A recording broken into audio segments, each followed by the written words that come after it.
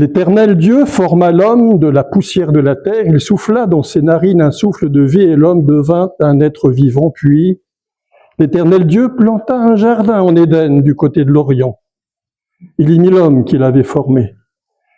L'Éternel Dieu fit pousser du sol des arbres de toute espèce, agréables à voir et bons à manger, et l'arbre de vie au milieu du jardin. Amen. Savez-vous que les arbres sont fréquemment mentionnés dans la Bible? Nous venons de le lire. Ils figurent dès le premier chapitre de la Genèse. Ils apparaissent dans le premier psaume qui dépeint le juste sous la forme d'un arbre planté près d'un courant d'eau. Ils se montrent au début des proverbes de Salomon qui compare l'homme qui a trouvé la sagesse à un arbre planté près des courants d'eau. Ils sont présents à la dernière page de l'Apocalypse avec cet arbre de vie planté au milieu de la place de la Jérusalem céleste. Cet arbre de vie que Dieu avait planté dans ce jardin d'Éden, qu'il avait chargé à Adam et Ève de garder, de protéger. Les premières années de la vie d'Adam sont marquées par l'arboriculture. En effet, après avoir créé l'univers, Dieu, selon le livre de la Genèse, au chapitre 2, a fait deux choses. Il a formé l'homme de la poussière, lui a insufflé la vie, puis il a planté un jardin en Éden. Dieu, jardinier, c'est ce qu'il a fait. Il a planté un jardin. Et ce jardin, dans ce jardin, il y place l'homme en lui confiant, selon le chapitre précédent au verset 19, en lui confiant le soin de cultiver et de garder ce jardin. Et selon le verset 29 de ce chapitre précédent, de se nourrir de la verdure et du fruit des arbres qui poussent, de ces arbres que Dieu avait plantés. La Bible est un livre curieux au niveau de l'arboriculture. Elle nous décrit parfois les arbres comme des êtres qui communiquent entre eux. Par exemple, quand une âme se tourne vers l'Éternel, les arbres de la campagne battent des mains, dit le prophète Ésaïe au chapitre 55 au verset 12. Quand le peuple glorifie le nom de l'Éternel, les arbres de la forêt poussent des cris de joie, dit le premier livre des Chroniques, au chapitre 16.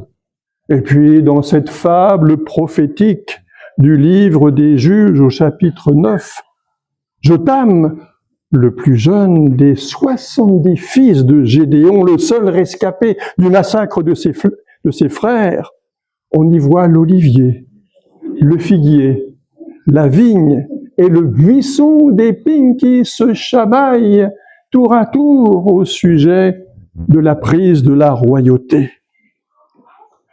Ce qui rend cette remarque surprenante, à savoir que dans la Bible, les arbres communiquent entre eux, c'est que les arbres qui ne parlent pas, en fait, communiquent entre eux, comme, d'une certaine manière, le font les animaux par leurs cris, et arrivent à se comprendre. Jusqu'à ces dernières années, ce fait était généralement présenté comme une simple tournure poétique de la Bible. Mais ces dernières années, un scientifique, un forestier allemand, a découvert que les arbres partageaient des informations par l'entremêlement de leurs racines et des composés organiques volatiles émis par leurs feuilles.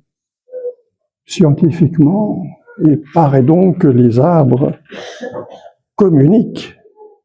Mais tandis que le mot baptême, qui nous rassemble ce matin, apparaît 49 fois dans la Bible seconde 1910, celle que je préfère naturellement. Le mot repentance 21 fois, le mot arbre au singulier et au pluriel apparaît 149 fois dans la Bible, sans compter les diverses mentions d'acacia, d'amandier, de cyprès, de cèdre, de grenadier, de mûrier, de palmier, et j'en oublie, comme les peupliers et toutes sortes d'autres arbres. Comment expliquer que les arbres tiennent une si grande place dans la Bible, alors que si peu de prédications en font état? Vous voyez le défi que je me propose de relever devant vous ce matin. Une prédication sur les arbres, qu'est-ce qui lui arrive? Penseront certains. Non. Après avoir créé l'homme, Dieu planta un jardin dont l'arbre de la vie, au centre du paradis, au centre du jardin, ce qui signifie le lien central de l'homme avec Dieu. Un autre arbre, celui de la connaissance du bien et du mal, était ailleurs, non pas au milieu, ailleurs. Il souligne la liberté de l'homme d'obéir ou de désobéir au Créateur. Lorsqu'Adam et Ève, séduits par la promesse mensongère du serpent, mangèrent le fruit défendu, ils s'efforcèrent de couvrir leur funeste désobéissance à l'aide de feuilles faites avec des feuilles de figuier, de ceintures faites avec des feuilles de figuier. Des feuilles de ces arbres dont ils étaient chargés de prendre soin, nous dit la Bible. Et puis, entendant vers le soir Dieu les appelait, ils se cachèrent au milieu des arbres du paradis, au milieu des fourrés, au milieu des feuillages. Alors, par la suite, quand Dieu intervint, il maudit la terre, qu'il avait pourtant qualifiée de bonne chose. Il maudit la terre de laquelle l'homme devrait désormais tirer sa nourriture à force de peine et de sueur. Puis Dieu chassa Ève et Adam de son jardin en mettant 2 anges à l'épée flamboyante pour qu'ils ne puissent plus jamais y accéder. Et il leur donna comme sort de cultiver la terre d'où ils avaient été pris et de s'en nourrir à la sueur de leur front. Quel drame! Chassés du paradis. La suite de la Bible est le récit des diverses réponses de Dieu aux besoins de l'humanité de recevoir un sauveur qui pourra les ramener à l'arbre de vie, à s'en nourrir de ce fruit de vie, mais sans les arbres de la Bible. Mais les eaux de Mara seraient restées imbuvables, tant elles étaient amères aux enfants d'Israël, qui continueraient encore à murmurer dans le désert de Chour.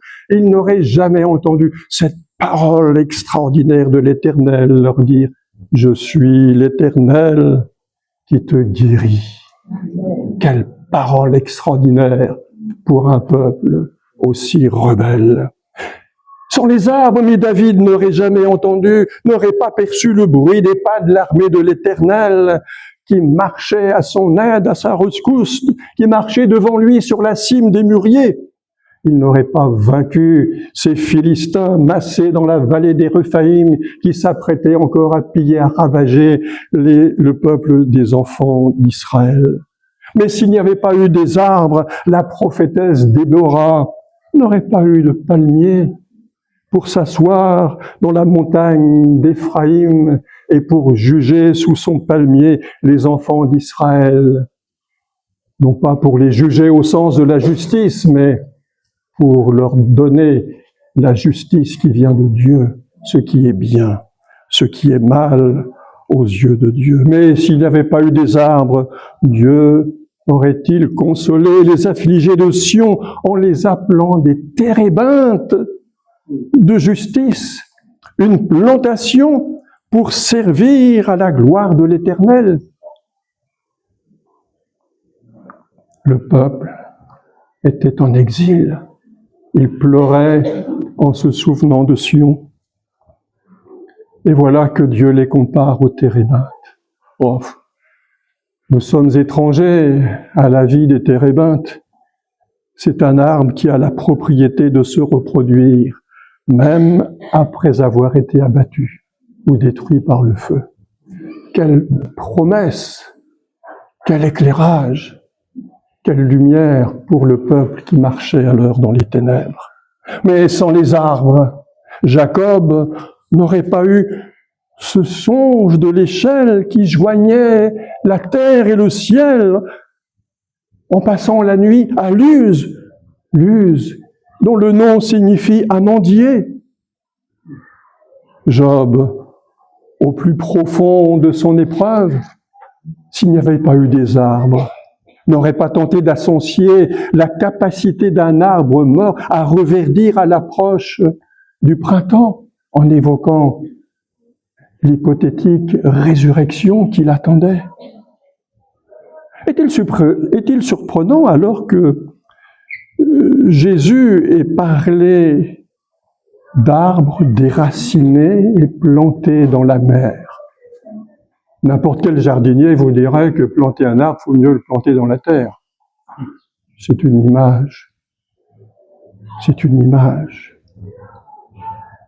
Par la foi. Si vous aviez la foi comme un grain de sénévé, vous diriez à cet arbre, il se déracinerait et se jetterait dans la mer.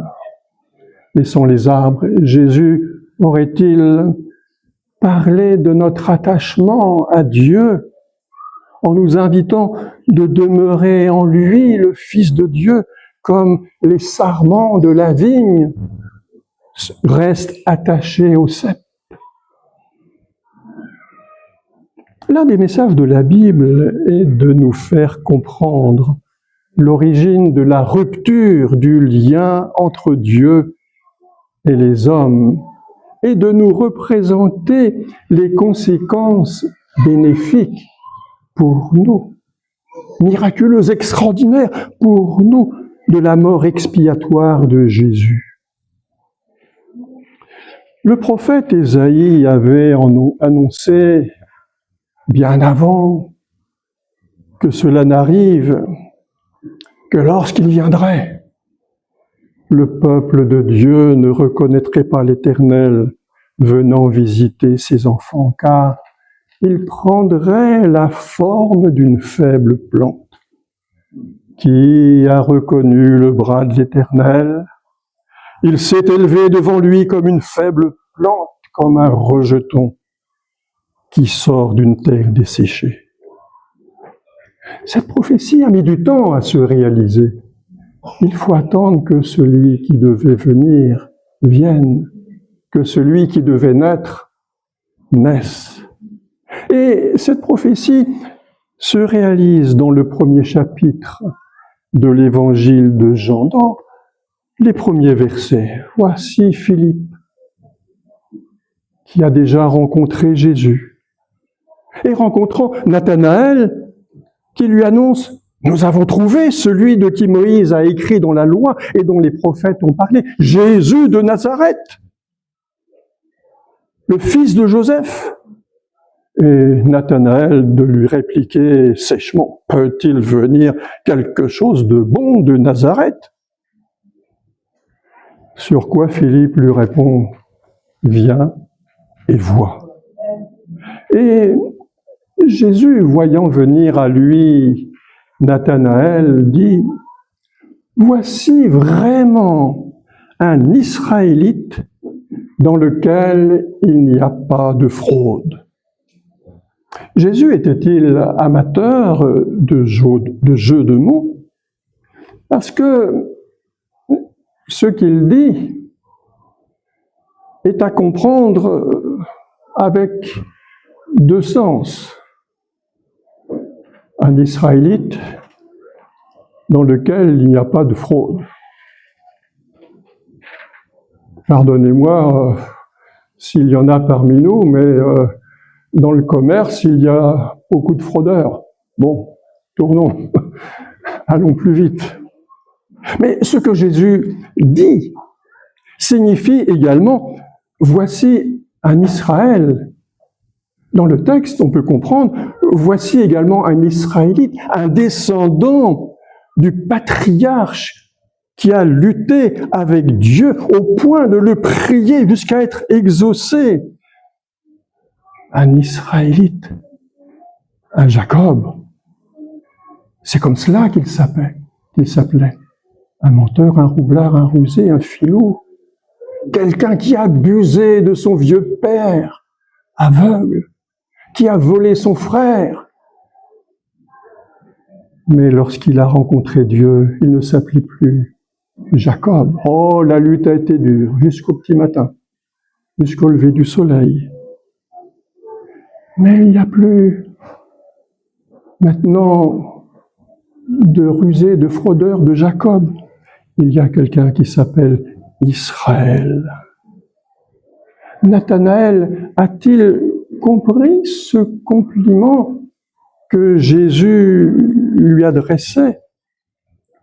Jésus dit ensuite à Nathanaël l'avoir vu sous un figuier. Je t'ai vu sous le figuier. Sans préciser ce que Nathanaël faisait sous le figuier.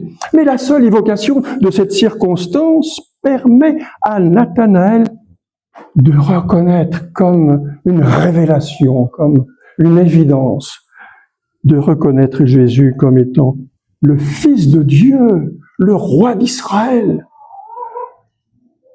Que faisait Nathanaël sous son figuier? Priait-il aussi intensément que Jacob lorsqu'il luttait avec l'ange au torrent du Jabbok? Priait-il lui aussi comme Jacob pour recevoir la bénédiction, celle qui compte, celle de rencontrer Dieu, parce que l'espoir de son cœur, c'était que le Messie vienne, comme l'espoir de beaucoup d'entre nous, c'est qu'il revienne. Il priait probablement. Oh, c'était un croyant comme on faisait à l'époque. Un bon croyant qui connaissait probablement les paroles des prophètes. Peut-être les connaissait-il par cœur, mais tenait-il compte des paroles d'Ésaïe qui annoncent de cette manière la venue du Messie? Il s'est élevé devant nous comme une faible plante, comme un rejeton qui sort d'une terre desséchée. Il n'avait ni beauté ni éclat pour attirer nos regards. Son aspect n'avait rien pour nous plaire. Comme l'annonce, comme le prophétise le prophète, quelque chose de grand, de glorieux, d'extraordinaire, de bon allait sortir d'un endroit méprisé dont la rumeur disait en parlant de Nazareth, peut-il venir quelque chose de bon de Nazareth? Rezé est une ville sans problème. Mais par contre, là où j'habite, il y a certains quartiers, on pourrait dire, peut-il venir quelque chose de bon? Je n'ai pas nommé le quartier. Mais c'était la rumeur, c'était ça. Nazareth,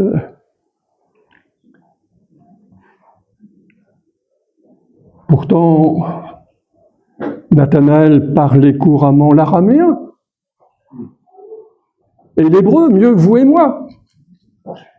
Il connaissait le sens que le nom de Nazareth veut dire.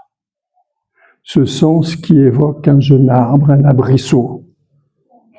Et en fait, Il savait très bien que la terre de Nazareth n'est pas renommée pour l'abondance de ses pâturages, mais pour l'abondance des cailloux et de la terre sèche, qui est dure à travailler.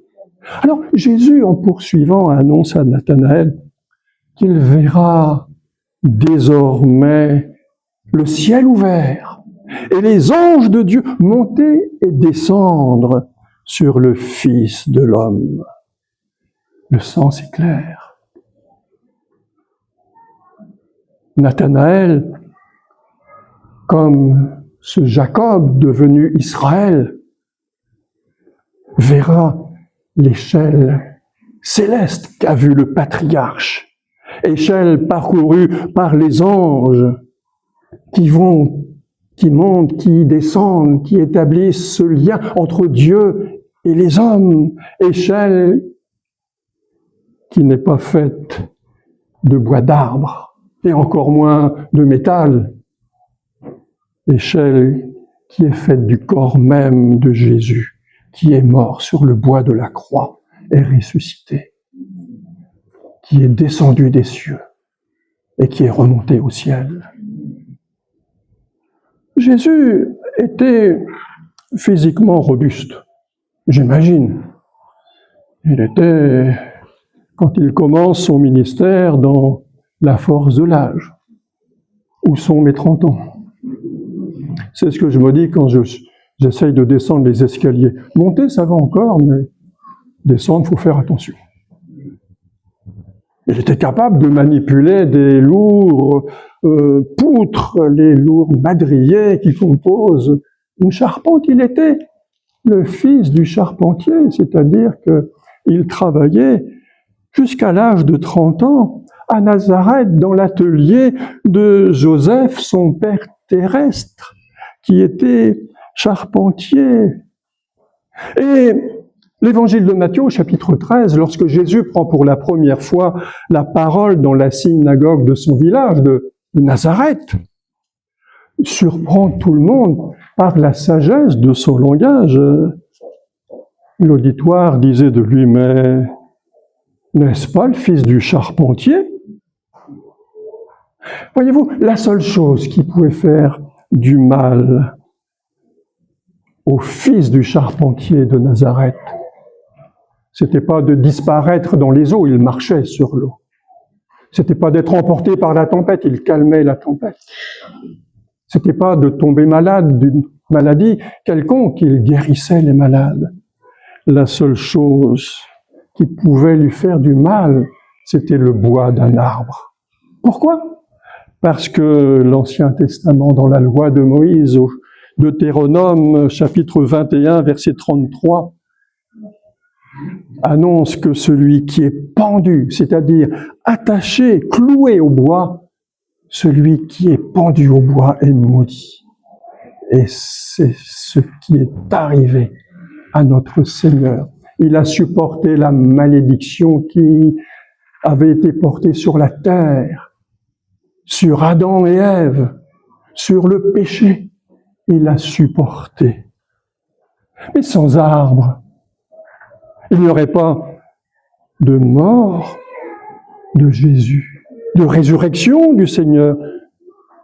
La bonne nouvelle ne serait pas annoncée à toute la création. Nous ne serions pas assemblés en ce moment, en ce lieu.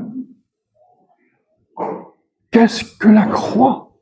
Sinon un arbre vivant, coupé de ses racines, grossièrement équarri par le péché de l'homme, mais le sang de Jésus qui y a coulé a transformé cet arbre, cet instrument de torture, de malédiction, l'a transformé en arbre de vie éternelle, en cet nouvel arbre de vie dont parle le dernier livre de l'Apocalypse, celui qui est placé au centre de la Jérusalem céleste, celui qui était au centre du premier paradis. Jésus est l'arbre de vie dont les feuilles, selon la fin de l'Apocalypse, serviront à la guérison des nations dans la Jérusalem d'en haut.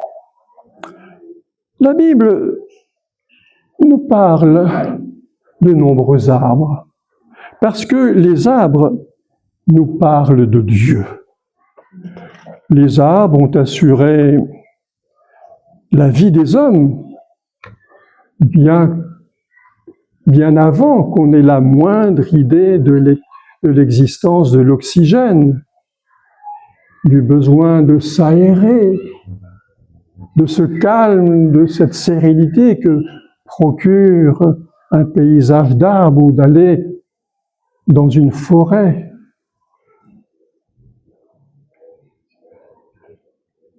Ils sont source de vie. Que serait notre vie s'il n'y avait pas de verdure sur la terre? Ils sont source de beauté, de nourriture, d'ombre. Il n'est pas étonnant que Dieu les utilise pour nous instruire sur la vie, la mort et la résurrection. Parce que, comme Jésus, ils donnent la vie même au-delà de leur mort. On pourrait penser que Jésus en aurait grandement voulu aux arbres après sa crucifixion. Il n'en est rien. Voyez le matin de Pâques. Marie vient au sépulcre, creusé dans le roche, dans le jardin où Jésus avait été crucifié. Il y avait un tombeau. Ses yeux embués de larmes voient le ressusciter, mais sans le reconnaître. Elle le prend pour un gardien du tombeau, pour un fonctionnaire du temple. Peut-être, non. Elle ne le prend pas pour un commerçant de passage, quelqu'un venu là par hasard, mais elle le prend selon l'évangile de Jean au chapitre 20, verset 15, pour le jardinier de l'endroit. Elle pensait, elle qui avait vécu intimement avec le Seigneur pendant 3 années de son ministère, elle pensait que c'était le jardinier. Jésus, le jardinier. Mais le Père, c'est lui qui a planté le jardin d'Éden. C'est lui aussi qui est le jardinier. Jésus, le Fils de Dieu, le ressuscité, c'est devenu le nouvel Adam, qui reprend le travail dans le jardin, là où l'ancien Adam a échoué, à savoir cultiver, garder le jardin d'Éden. Dans le dernier chapitre de la Bible, l'ange qui apparaît invite les croyants à garder les paroles du livre afin qu'ils puissent faire partie des rachetés qui seront assemblés ensemble dans la gloire devant un arbre, l'arbre de vie qui est devant le trône de Dieu, arbre dont les branches portent des fruits en toute saison et dont les feuilles guérissent les nations, car alors la mort ne sera plus. S'il est impossible à l'homme d'entrer dans le premier paradis, qui n'existe plus et qui en son temps était gardé par des anges aux épées flamboyantes, il a été heureusement possible à Dieu d'en sortir par son Fils et de venir parmi nous. C'est ainsi que l'arbre de vie est descendu sur terre en la personne de Jésus. Et le fruit de cet arbre de vie, c'est sur la croix du calvaire que nous pouvons le cueillir, surtout depuis que le sang de Christ a fécondé le bois de l'arbre sur lequel il a été cloué pour nos péchés. Car le fruit de la croix, le fruit de cet arbre de vie, c'est sa chair, c'est son sang qu'il nous invite à partager, comme nous l'avons fait il y a quelques instants. Ce n'est pas le fruit défendu, non, c'est le fruit promis. C'est le fruit espéré par tant de croyants avant nous. Manger de ce fruit de la vie produit le même effet que si Adam avait consommé le fruit de la vie dans le jardin d'Éden. il procure la vie. En mangeant par la foi, en recevant Jésus par la foi de cette manière, nous devenons alors participants de sa nature, de sa propre vie, qui est la vie éternelle. Et la vie éternelle, c'est bien plus qu'une vie où la mort n'existe plus. Que serait notre vie si nous vivions à perpétuité comme des condamnés, sans pouvoir mourir? Non, la vie éternelle dont nous parle la Bible, c'est littéralement la vie de l'éternel, la vie qui vient de Dieu, la vie même de Dieu. Et c'est ce que Jésus, son Fils, est venu nous apporter. Lorsque je mange de la viande, elle devient ce que je suis. Lorsque certains mangent des gâteaux, sans mesure, ils prennent de l'embonpoint. Elle devient ce que nous sommes. Mais quand je mange la chair et que je bois le sang de Christ, ce n'est pas moi qui transforme Jésus en ce que je suis. C'est lui qui me transforme en ce qu'il est.